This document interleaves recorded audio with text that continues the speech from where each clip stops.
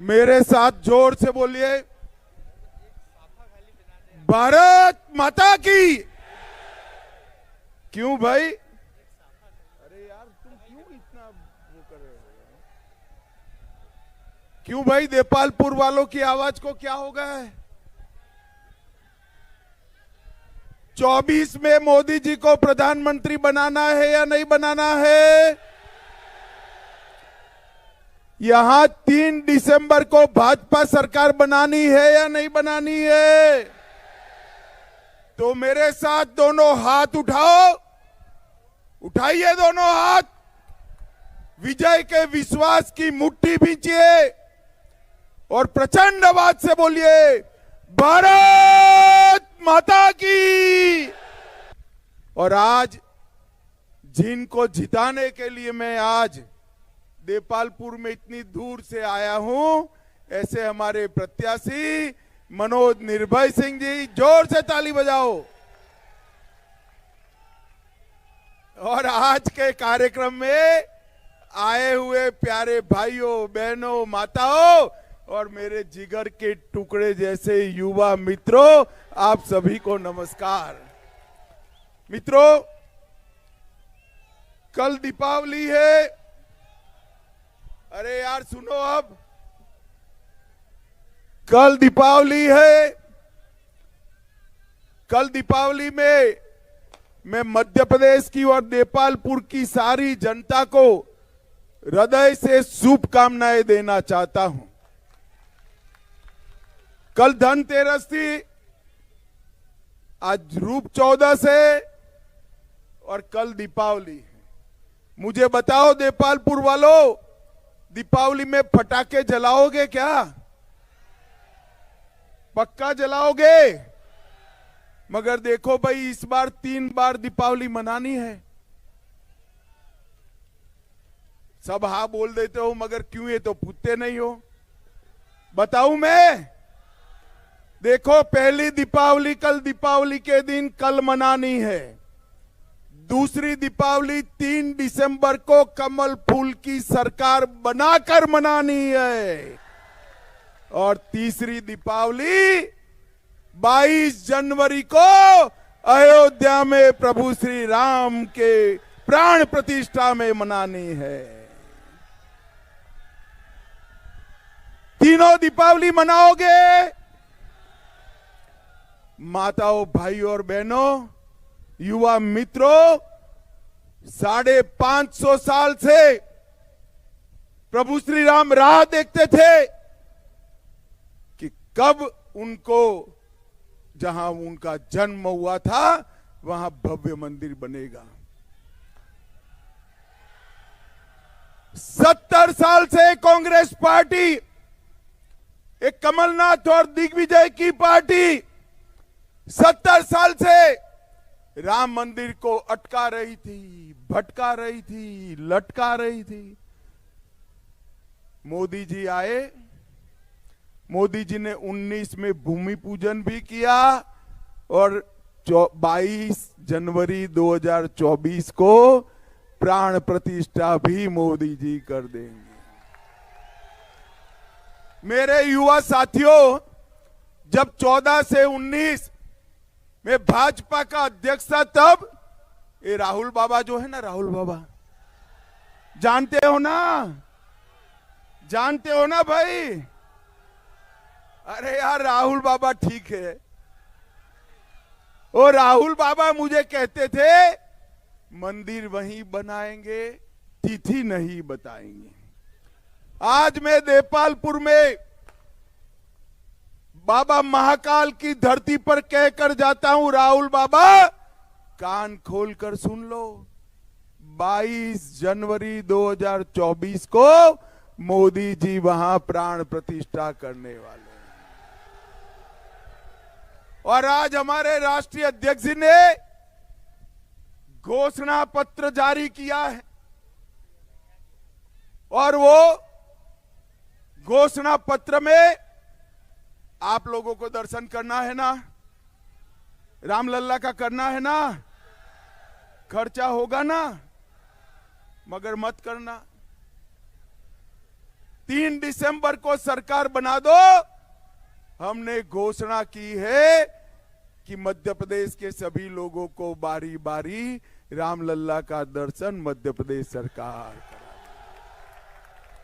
माताओं, भाइयों और बहनों, मैं जब यहां आया हूं तब जबरेश्वर मंदिर, 24 अवतार मंदिर, मनेडिया मंदिर और इस भूमि पर हमारे महान सिख गुरु गुरु नानक देव जी महाराज भी रहे हैं। इन सबको प्रणाम कर कर मेरी बात की शुरुआत करना चाहता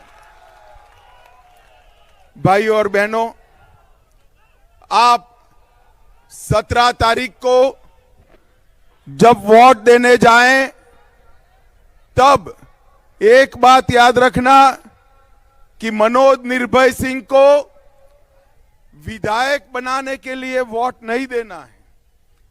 आपके वोट से वो विधायक तो बन ही जाएंगे, परंतु आपका वोट मध्य प्रदेश और देश के विकास और सुरक्षा के लिए आपका वोट, आपका एक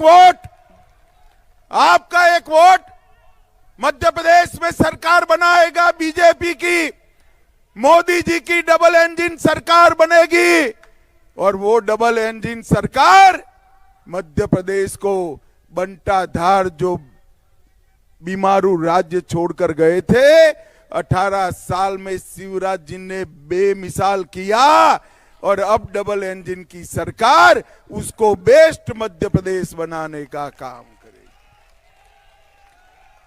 मैं गुजरात में ही रहता हूं। कई बार बंटाधार की सरकार थी तब मैं बाबा महाकाल का दर्शन करने आता था। बाबा महाकाल का दर्शन करने गुजरात से निकलते थे, अहमदाबाद से निकलते थे, दाहोद आते आते नींद लग जाती थी, सो जाते थे। परंतु जैसे ही जाबवा में घुसते थे, धड़ाम से गाड़ी खड्डे में गिरती थी और मालूम पड़ जाता था कि दिग्विजय सिंह का मध्य प्रदेश शुरू हुआ। ये मालूम ही नहीं पड़ता था बाबा महाकाल तक आते आते कि रास्ते में गड्ढा है या गड्ढे में रास्ता है, यही मालूम नहीं पड़ता। शिवराज जी ने 18 साल में 5 लाख किलोमीटर रोड बनाकर मध्य प्रदेश के विकास को गति देने का काम किया है। भाई और बहनों, एक कांग्रेस पार्टी, मुझे बताओ सारे लोग, अरे यार सुनो ना, आवाज सुनाई देगी, चिंता मत करो, बैठ जाओ। सारे लोग कृपया बैठ जाइए जरा। ये पगड़ी वाले भाई साहब बैठ जाओ। मुझे बताओ, ये कश्मीर हमारा है या नहीं है? अरे यार जोर से, मैं फिर से पूछता हूं, ये कश्मीर हमारा है या नहीं है? धारा 370 हटनी चाहिए थी या नहीं हटनी चाहिए थी? एक कांग्रेस पार्टी ने 70 साल तक धारा 370 को अनवरत संतान की तरह अपनी गोदी में बिठा कर रखा था। मोदी जी ने 5 अगस्त 2019 को धारा 370 को समाप्त कर दिया और हमेशा के लिए कश्मीर को हमारा।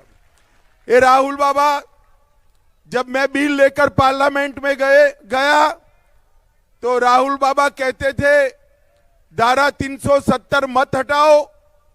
मैंने बोला भाई क्यों? तो वो कहते थे धारा 370 हटेगी तो कश्मीर में खून की नदियां बहेगी। राहुल बाबा, धारा 370 हट गई, 5वां साल आ गया, ये नरेंद्र मोदी सरकार है, खून की नदियां छोड़ो, कंकर चलाने की किसी की हिम्मत नहीं है। मोदी जी ने देश को सुरक्षित करने का काम किया है। अभी अभी एनआईए ने देश भर में रोहिंग्या घुसपैठियों पर रेड डालकर पकड़ने का काम किया। मोदी जी ने पीएफआई पर बैन लगाया। ये मालवा क्षेत्र पूरा पीएफआई से त्रस्त था, नरेंद्र मोदी जी ने बैन लगाया। एक कमलनाथ एंड कंपनी बैन लगाने का विरोध करती थी। और 10 साल तक यहां पर देश में सोनिया मनमोहन की सरकार चली, यूपीए की सरकार चली, इंडी अलायंस की सरकार चली, कांग्रेस पार्टी की सरकार चली।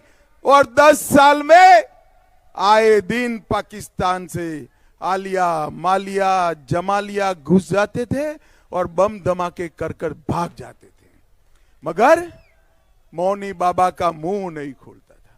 फिर आपने 14 में मोदी जी की सरकार बनाई और मोदी जी की सरकार बनी तब पाकिस्तान को आदत पड़ी थी। उन्होंने फिर से उरी और पुलवामा में हमला किया और 10 ही दिन के अंदर मोदी जी ने 10 ही दिन के अंदर सर्जिकल स्ट्राइक और एयर स्ट्राइक कर पाकिस्तान के घर में घुसकर आतंकवादियों का सफाया।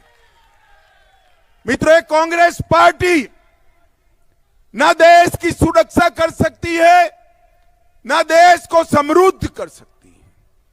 मोदी जी ने 9 साल के अंदर 11वें नंबर पर अपनी अर्थव्यवस्था थी, उसको 5वें नंबर पर पहुंचाकर देश को आगे बढ़ाने का काम।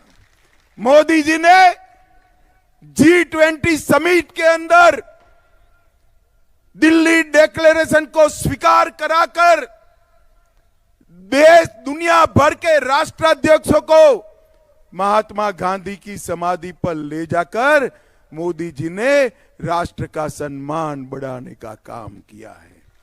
और ये कांग्रेस पार्टी परिवारवादी पार्टी है, इनका लक्ष्य स्पष्ट है। कमलनाथ को अपने बेटे को नकुलनाथ को मुख्यमंत्री बनाना है, दिग्विजय को अपने राजकुमार को मुख्यमंत्री बनाना है और सोनिया जी को राहुल को प्रधानमंत्री बनाना है। अब मुझे बताओ भैया, आप लोग कि जो लोग अपने बेटे बेटियों के लिए राजनीति में हो, वो मध्य प्रदेश और देपालपुर का भला कर सकते हैं क्या? कर सकते हैं क्या? आदिवासी, आप रहने दो ना, खड़े रहो भैया। आदिवासियों का, ओबीसी का, दलितों का भला कर सकते हैं क्या? ये गरीबों का भला ये परिवारवादी पार्टी नहीं कर सकती। नरेंद्र मोदी जी खुद गरीब परिवार से आते हैं, गरीबी को जानते हैं। उन्होंने ये 9 साल के अंदर देश के 60 करोड़ गरीबों के लिए ढेर सारे काम करे हैं। मध्य प्रदेश के 93 लाख किसानों को 21,000 करोड़ रुपया प्रति साल 6,000 रुपया इनके बैंक अकाउंट में भेजा। और हमारी पार्टी ने अब घोषणा करी है, कमल फूल की सरकार बना दो, हर किसान को 6,000 की जगह अब 12,000 रुपया मिलना शुरू हो जाएगा। जल जीवन मिशन में 65 लाख परिवारों को नल से जल देने का काम किया। आयुष्मान भारत योजना के तहत 3 करोड़ 70 लाख लाभार्थियों को 5 लाख तक का पूरा इलाज मुफ्त कराया। और अब हमने घोषणा की है कि आप कमल फूल की सरकार बना दो, 5 लाख की जगह 10 लाख तक का इलाज फ्री ऑफ कॉस्ट मुफ्त में हो जाएगा। 80 लाख गरीबों का शौचालय बनाया। 5 करोड़ गरीबों को हर महीने हर व्यक्ति 5 किलो अनाज मुफ्त में दिया। अब मोदी जी ने घोषणा करी है 24 में नरेंद्र मोदी सरकार बना दो, अगले 5 साल तक ये अनाज मुफ्त में फिर मिलना शुरू हो जाएगा। 82 लाख बहनों को उज्ज्वला योजना का फायदा पहुंचाया। अब बीच में गैस के दाम बढ़ गए। कमलनाथ नाटक कर रहे थे। कमलनाथ जी, अब हमने तय कर दिया है कि मध्य प्रदेश में भाजपा सरकार बनने के बाद दाम कितना भी हो, 450 रुपये में गैस का सिलेंडर देने का काम भारतीय जनता पार्टी की सरकार करी। 36 लाख हमने डीबीटी से आवास बनाए। और मुझे बताओ नेपालपुर वालों, सभी को कोरोना का दोनों टीका लग गया है ना? अरे हाथ ऊपर करो, लग गया है ना? किसी को पैसा तो नहीं देना पड़ा ना? मोदी जी ने कॉफी पीकर मुफ्त में टीका लगाया है ना? मोदी जी ने 200 करोड़ टीके लगाकर पूरे भारतवर्ष को कोरोना से सुरक्षित कराने का काम नरेंद्र मोदी जी ने किया है। माताओं, भाइयों, बहनों, ये परिवारवादी पार्टियां मध्य प्रदेश का ना भला कर सकती है, ना देश का भला कर सकती है। मैं पूछने आया हूं एक कमलनाथ भ्रष्टाचार नाथ को कि आप मुझे जवाब दीजिए। 10 साल तक यूपीए की सरकार थी, सोनिया मनमोहन की सरकार थी। आपने मध्य प्रदेश को क्या दिया? 10 साल तक केंद्र से मध्य प्रदेश को 2 लाख करोड़ रुपया मिला। कितना मिला भाई? जोर से बोलो, कितना? और मोदी जी ने 9 साल में 2 लाख करोड़ के सामने 6,38,000 करोड़ रुपया देने का काम किया। इसके साथ साथ 5 लाख करोड़ के कई बड़े बड़े काम, रोड, एक्सप्रेसवे, कई industrial estate, airport, Vande Bharat train और रेलवे स्टेशनों का पुनरुद्धार कराना काम किया। बीपीसीएल की रिफाइनरी 39,000 करोड़ से बीपीएल की रिफाइनरी लगाने का काम किया। और स्मार्ट सिटी के तहत स्टार्टअप इंक्यूबेशन सेंटर करा। 750 करोड़ मेगावाट का रीवा सोलर प्लांट करा। और लगभग 2100 करोड़ से महेश्वर में आदि शंकर का स्मारक बनाने का काम नरेंद्र मोदी सरकार ने किया। माताओं, भाइयों, बहनों, ये पिछड़ा वर्ग की बात अभी अभी कमलनाथ करते हैं। मैं उनको पूछने आया हूं कि कांग्रेस पार्टी ने पिछड़ा वर्ग के लिए क्या किया? मंडल कमीशन का रिपोर्ट आने के बाद इतने साल तक किसने दबा कर रखा? कांग्रेस पार्टी ने। देखा, मेरे साथ बोलिएगा, किसने दबा कर रखा? मंडल कमीशन का रिपोर्ट का विरोध किसने किया? अब तक इन्होंने 27% आरक्षण नहीं दिया। एमबीबीएस की सीट हो या केंद्र की सीट हो, मोदी जी ने 27% आरक्षण पिछड़ा वर्ग को देने का काम नरेंद्र मोदी सरकार। नरेंद्र मोदी जी की सरकार में 27 ओबीसी मंत्री, आज 35% से ज्यादा ओबीसी मंत्री है। कांग्रेस पार्टी ने 70 साल तक पिछड़ा वर्ग आयोग को संवैधानिक मान्यता देने का काम नहीं किया था। भारतीय जनता पार्टी ने, नरेंद्र मोदी जी ने पिछड़ा वर्ग आयोग को संवैधानिक मान्यता देने का काम कर पिछड़ा वर्ग का कल्याण किया। चाहे दलित हो, चाहे आदिवासी हो, चाहे ओबीसी हो, पिछड़ा वर्ग के लोग हो, गरीबों का कल्याण केवल और केवल भारतीय जनता पार्टी ने किया है। आज तक कभी भी देश में आदिवासी राष्ट्रपति नहीं बने थे। मोदी जी ने ओडिशा के गरीब आदिवासी परिवार की बहन द्रौपदी मुर्मू को राष्ट्रपति बनाकर महामहिम द्रौपदी मुर्मू बनाने का काम किया। माताओं, भाइयों और बहनों, आदिवासियों के लिए जो बजट था वो बजट को 24,000 करोड़ से बढ़ाकर 1,29,000 करोड़ करने का काम प्रधानमंत्री नरेंद्र मोदी।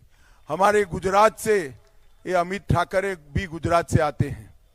हमारे गुजरात में कहते हैं 3 तिगड़ा तो काम, जरा जोर से बोलो, 3 तिगड़ा तो काम। यहां 3 परिवारों का शासन था 1.5 साल तक। एक तो कमलनाथ नकुलनाथ का था, एक दिग्विजय और उनके राजकुमार का था, और तीसरे गांधी परिवार को। तो अब फिर से 3 तिगड़ा इकट्ठा होंगे तो काम क्या होगा? बिगाड़ना है क्या? और इनका तो अजब प्रकार का व्यवहार है। आदेश तो चलता है गांधी परिवार का, बेचारे कमलनाथ का भी नहीं चलता है। आदेश मिलने के बाद निर्देश चलता है कमलनाथ का, और गलती हो जाए तो चाटा पड़ता है दिग्विजय सिंह को। बोले अब मंच पर बैठकर एक दूसरे के कपड़े फाड़ने की बात कर रहे हैं। मध्य प्रदेश का विकास कर सकते हैं क्या? देपालपुर का विकास कर सकते हैं क्या? मित्रों, कांग्रेस पार्टी मध्य प्रदेश का विकास नहीं कर सकती। इन्होंने मध्य प्रदेश